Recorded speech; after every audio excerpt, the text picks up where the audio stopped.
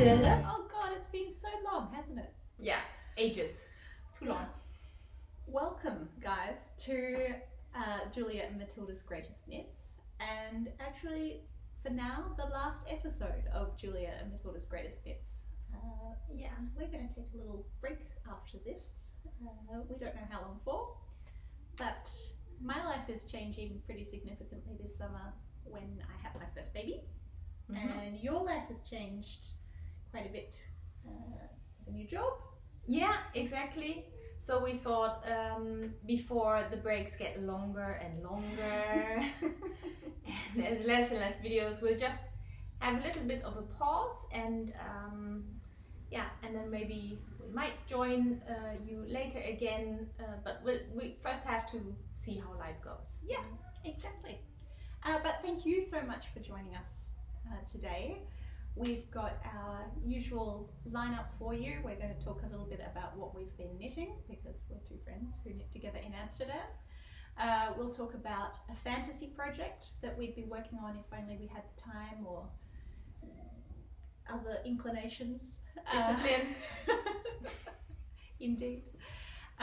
We're going to discuss some favourite feeds or places we've been being inspired by, and we will reveal a favourite 3 later in the show, so stay with us. But Julia, tell me, you've been very busy. What have you been working on?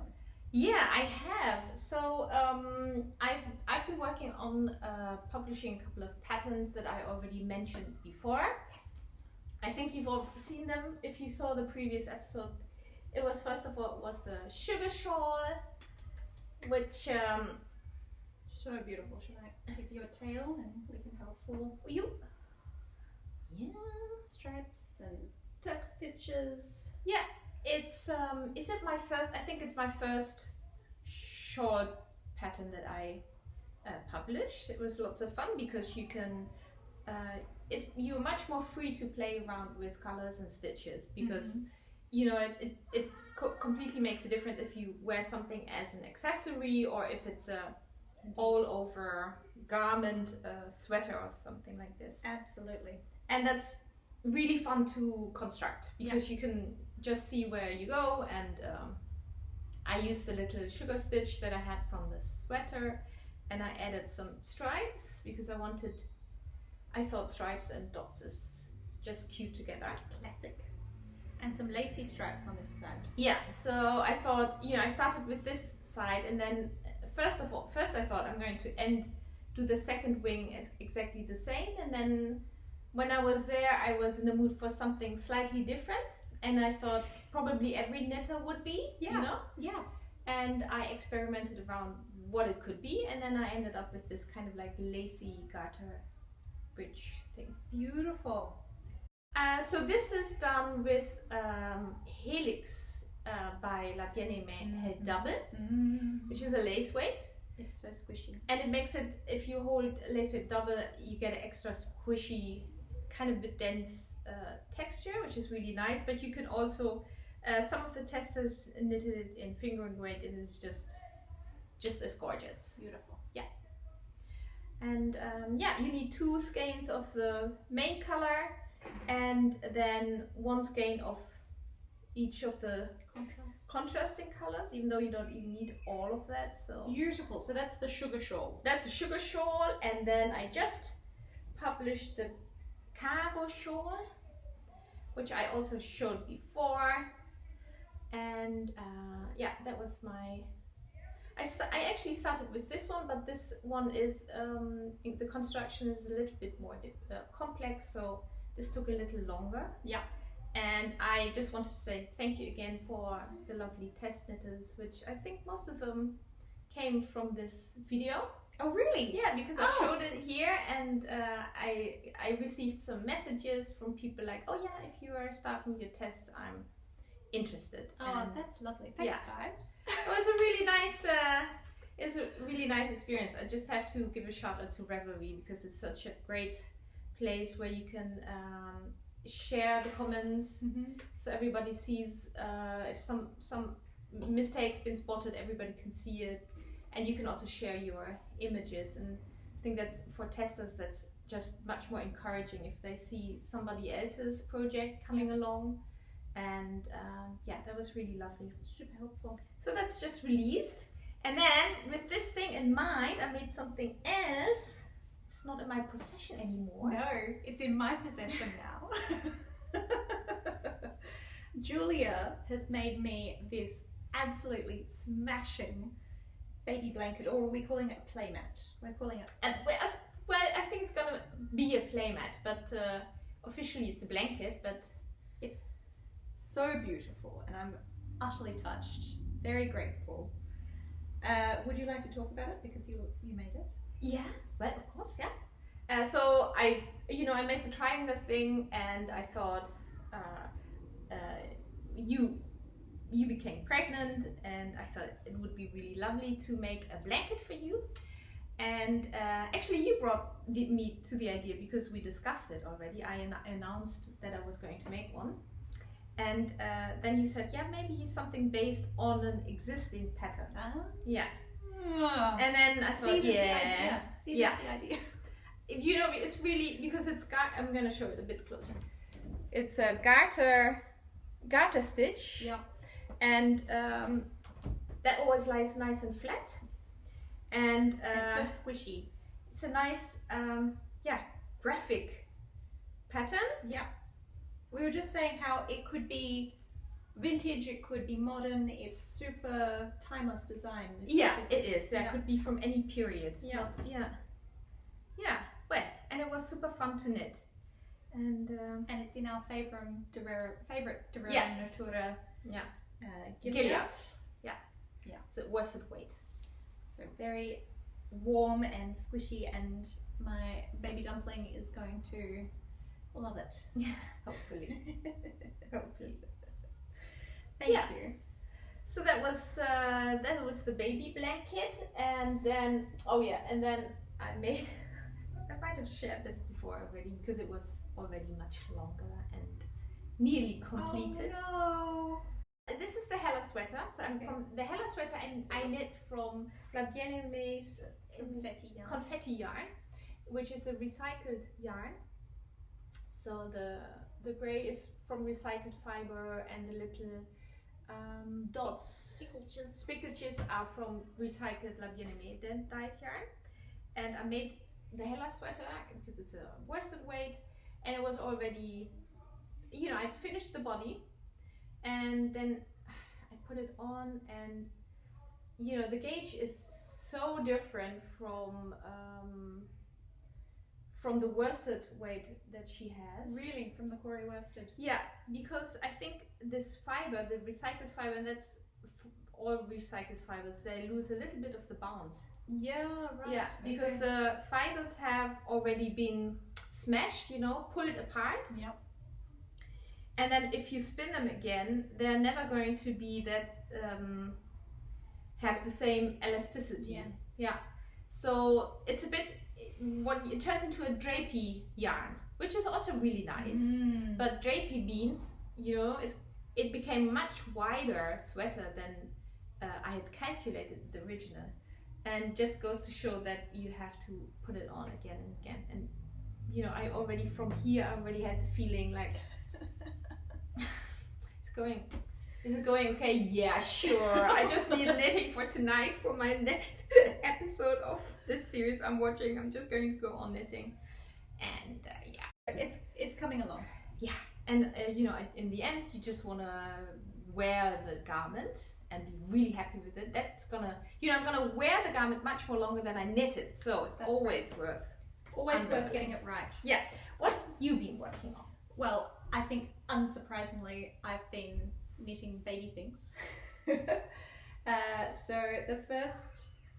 I showed the first one last time, which was the grey marled sweater that I was very happy with. That was the flax sweater. The next thing I made are these little broekjes, these little pants, neon tennis ball yellow knitted pants for the bouncy bottom. Yes, yeah. So they're super high waisted to sort of fit a big nappy bottom into them. Yeah. And this is from Undercover Otter, the Nevermore, which was the same that I used for the mittens that I made for my husband over winter. Yeah. And it's in the colourway Brundle, so that super neon yellowy green. It's a great color. Isn't it just? Yeah, it's great. I haven't seen it anywhere else too. So. Well, you will not mistake my child on the playground for anyone else. Exactly. Yeah. And then maybe you can spot it in the dark as well. Yeah. Exactly. As she roams about. So the second thing that I've been working on is a little sweater. And this is one of my own devising. I've kind of just made it up as I've gone along, so there's no pattern for this one. It's a raglan sweater? Yes, I decided at the last minute that that's what I was doing. I thought for a while it was going to be yoke, but I didn't want to lose the lovely little tuck stitch, so I don't know if you can see that. This is a tuck stitch pattern from Nancy Marchant's Tuck Stitches book. I can't remember which number, but I can give you that information. It's a bubbly. It's a bubbly one. Yeah. But really simple and beautiful. Knit in stash yarn, just leftovers that I found in the bottom of my yarn cabinet.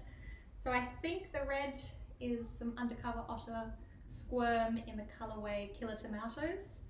And I know that the pink singles are Undercover Otter Singularity in the colour Nug.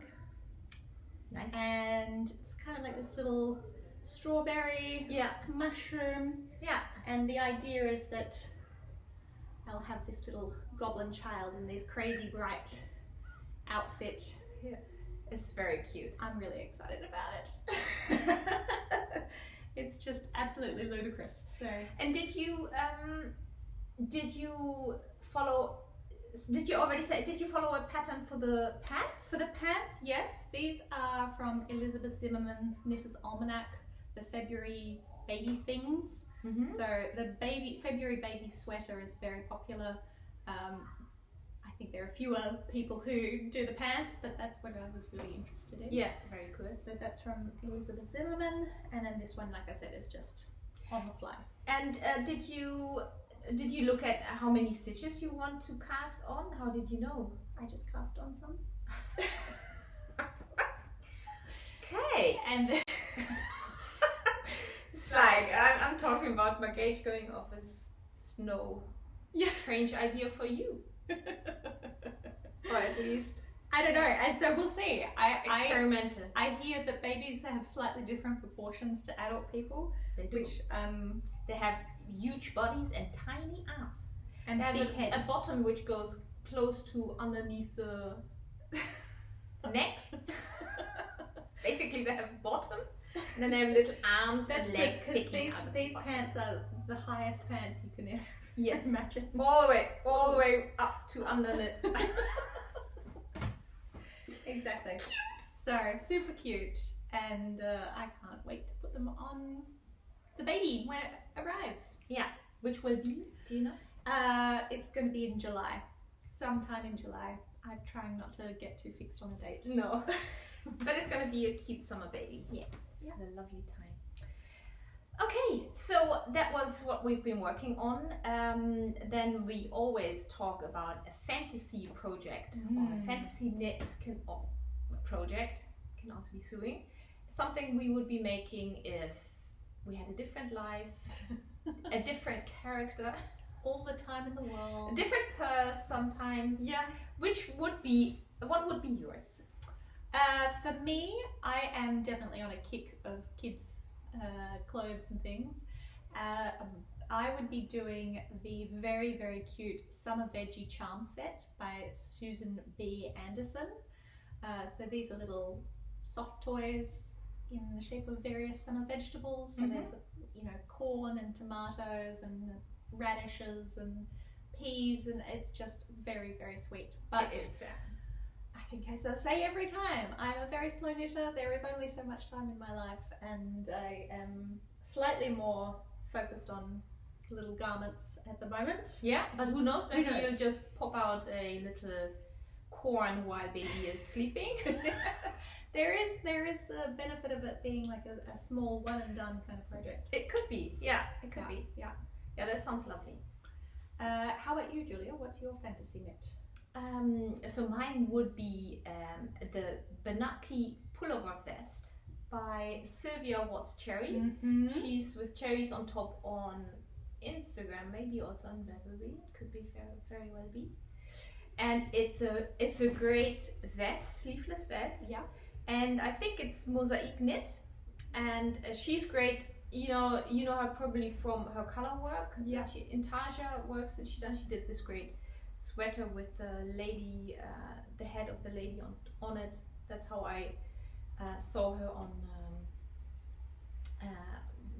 Came across her for the first time. Yeah. And she has a really lovely design also in the new liner. Yeah. And she's also in the new pom-pom. She's everywhere. She's everywhere. That lady is on the top. Yeah. Yeah, Well, but she's really great. Yeah. And she's been a designer for a very long time. Yeah. You know. Yeah, it's Well deserved. well deserved. Yeah, and she does really good color combinations. So that mosaic sweater is just a good example of a pattern put into the right shape at the right moment with the right colors. Yeah. Have you done mosaic knitting before?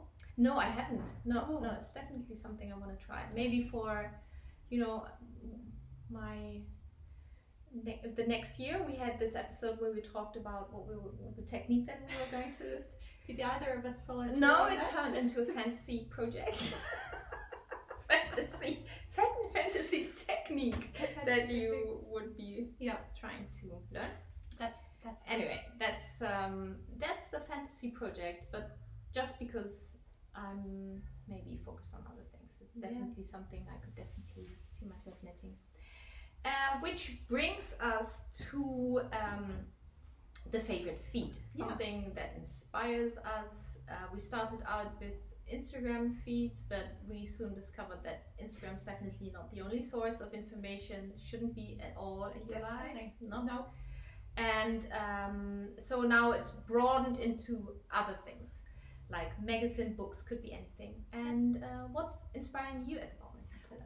For me at the moment, it's a magazine, which I did actually discover, I think, through Instagram, or maybe from a shop here. It's called Lunch Lady Magazine. Mm-hmm. It's an Australian publication which focuses on food and family. The graphic design is just it's fresh and delicious and exactly what I'm looking for. Mm-hmm.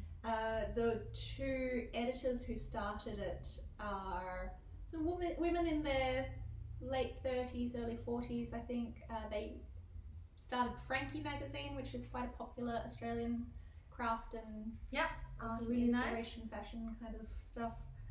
But yeah, Lunch Lady has all sorts of delicious food things. It's got longer form articles about women who are business owners and parents and just doing cool things, and that's kind of nice. That's my speed right now. Yeah, that sounds really nice. Yeah. And you buy it as a magazine? I buy it as a magazine. I also have followed their Instagram account, which I really like, and they're kind of just rad babies. So, okay, I'm gonna Pansy, you know the shop on the South Data Strat has it. Ah, okay. Yeah, that's where that's a good one as well. Yeah. How about you? Who's been inspiring you, or what has been inspiring you? Yeah, it's more what at the moment, since everything opened up again. Or in the phases actually all the way during Corona, every time museums were open, we started to go to museums on the weekend. Yeah. Because we're always in need of something to do with our son on the weekend, to keep him off the iPad, to be honest. Yeah. And we found out that we really enjoy going to a nearby city of any size, can also be smaller ones, and then go to the museums that they have. And sometimes it's just the local museum of something. It doesn't matter. History museum, fine. It's anything. Yeah. House museum, bring it on. Art museums, of course, are my probably favorite ones, and so museums at the moment are just a great source of inspiration. I love that. Mm-hmm. And then we end up in the museum cafe if they have one. Yeah. And we have a cup of coffee. Yeah. We pay a visit to the museum shop, and we're happy people. a happy day out. Yeah. Have you been to any particular ones standing out? So the most spectacular at the moment is definitely the one, it's called Depot in Rotterdam. It's part of the Boijmans Museum, which is the, it's a large, one of the major art museums in the Netherlands. And they have it's a depot where they store art, and it's been designed by a famous architect, MVRDV, and they made like it looks like a big cup. It's all mirrored glass. It's insane to look at. I haven't been inside. Yeah, we're gonna put in an image because it's spectacular. And you go inside and it's all kind of, it's a lot of glass floors and like floating staircases and lifts going up and down. Actually, I had something on my Instagram feed. You might have seen it. Yeah. And the depot is kind of like, you have the storage areas of the paintings which you can look into, and they have exhibition spaces. It's very, very futuristic, and it's great to see. Fantastic. Oh, I'm so excited because one of my keep fit while pregnant activities has been the same sort of thing. Every weekend we've gone to a museum, which is good. It's no matter what the weather, I can keep on working and get my steps in. Yeah. Take a little break here and there. Yeah, and you always take something home, you know? Absolutely. Yeah. Yeah. So it's I agree. Museums are great. Museums are great. Absolutely. Fantastico. Well, this brings us to the last section of our podcast, which is our favorite three. And this time we're looking at our favorite three children's books. This was set by Julia and was so difficult. I know. So hard. They're always difficult, the favorite three, but this one, I think, for me, has been the hardest so far. Yeah. So we're ending on a strong note.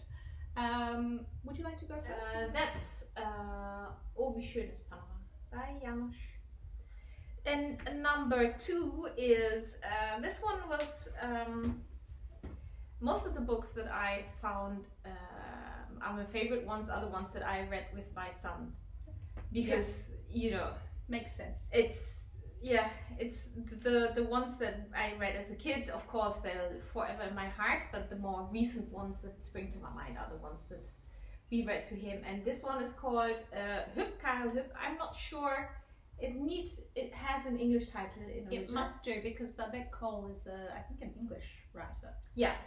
So her name is Babette Cole, and this is a book about a rat, and the rat's called Karel in Dutch, and he's not good at school in any of the subjects, but it turns out he's like super good in sports. And then he goes on a competition, and there's an adventure with this competition, and he is the winner in the end. Spoilers, Julia. Sorry. Actually, I'm going to put in a little link, because how we discovered this one was they made a really cute animation out of this, and it's on YouTube. Oh, sweet. Yeah, so we can link that and you can get an impression of it. And I think they did a really good job of how, I think they used like still images, and the whole thing is geniusly translated by a Dutch person. I can just say I love it. You know, it's a translation where you never wonder how the original would have been like, because you just really enjoy what it is. Yeah. That's Babette Cole. And then these are Dieter and Ingrid Schubert. They are German, and it's a German couple, and they make children's books, but they live in the Netherlands. So they went here to art school, and they make really, really beautiful drawings. And also the stories are generally, I would say, the stories that I enjoy with children's is like lots of fantasy and imagination and irony, and they've got all of that. They've got really beautiful drawings. So I chose Woeste Willem, Wild Willem, and he's a sailor, or he pretends to be a sailor, and there's a little boy who finds him. He's kind of living in his hut in the forest and they become friends. Beautiful. Yeah, but anyway, I'm curious about your favorite books. This was, like I said, very difficult for me. I don't have many that I've collected for my child yet, but I focused on ones that were important to me in my childhood, and particularly ones that became part of maybe my family lingo. So we would quote from quite a lot. So the first one is a picture book by Andrew Marta called Beeswax the Bad, and it opens with beeswax caused a lot of fuss for mum and dad and all of us. Black and hairy, big and fat, he really was a bad, bad cat. And he's just a very mischievous cat who causes chaos in a house. And it's a rhyming book, which we loved as kids, and the illustrations are very funny. And yeah, it was just a big part of our childhood. The second book that I chose was one that I had as a very little baby, called Max's Breakfast by Rosemary Wells, and we had a few from the Max and Ruby series. But in Max's Breakfast, Max the rabbit is not very excited about eating his eggs for breakfast, and his big sister Ruby is trying to encourage him to do so. Mm-hmm. And that's a board book, so that's one I'm just going to try and get for my little dumpling. Oh, that's a book, like the thick cardboard. Yeah, really okay, good, yeah, so it's a little kids. Yeah, Yeah. that's nice. And then the last one was a book that I think I received 3 or 4 copies of when I was a child, because it's called Matilda. Oh yeah, by Roald Dahl. Yeah. And it was the first chapter book that I ever read by myself, so it's part of my bookworm history. I was very proud to finally reach the end of it. And it's also the first novel that I've purchased in Dutch, so... Oh, nice. Yeah. So it's a good exercise. And what I really like about Matilda is, unlike a lot of books written in the 80s, it has a little girl as the hero. So, you do have things from earlier, like Pippi Longstocking and things like that, where there are female role model heroes, but not that many, and that was important to me. I really liked that. So Matilda has magical powers and takes on the big boys. So that's nice. My son has already started listening to the Red Dot book. Yeah, Roald the Dahl audio book. Yeah, so good. Yeah, super funny. Yeah, it was hard for me to pick just one. There were a lot of Roald Dahl in my childhood. Yeah. He's just listened to the griezels, like the twits in English. Yeah, the twits. Yeah, I had to laugh myself about some of the episodes. I always listen along a little bit. Yeah. Well, I think on that happy note, we're going to call this one a close. Yes, I think it's been a really nice episode. This one might turn out to be a bit of a longer one, but it's a little gift from us to you. And we hope that you keep on enjoying making things. Don't take it too serious. No. It's just for fun. Yes. And absolutely. And enjoy all the colors and all the materials, and keep sharing them with others, so people see what great stuff you are making. And we're so grateful for your attention and the lovely comments that we've received and the friendships that we've formed, particularly test knitters. That's been especially such a nice experience to come across people who saw projects coming to life here on the episodes, and then they wanted to become test knitters of one of the patterns. That was really great. Yeah. So, farewell. Thank you. Thank you, and take good care of yourselves. Bye. Bye.